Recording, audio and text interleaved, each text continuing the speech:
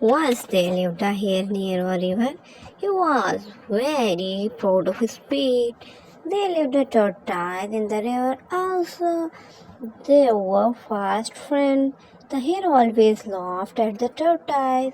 One day the hare challenged the tortoise to run a race. The tortoise accepted the challenge. They fixed a winning place. Their race began. The hare ran as fast as he could. Soon he was out of sight. The tortoise could not run as fast as the hare could. He kept on moving slowly and steadily.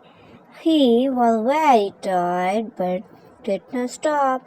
On the way, he saw the hare sleeping under a shady tree. The winning place was not behind his reach. Soon, after a few minutes, the tortoise reached the winning place. When the hare woke up, he began to run. In no time, he reached the winning place. He was ashamed to see the tortoise already sitting there. Moral: pride hath a fall. If you like my story, please subscribe my channel. Thank you.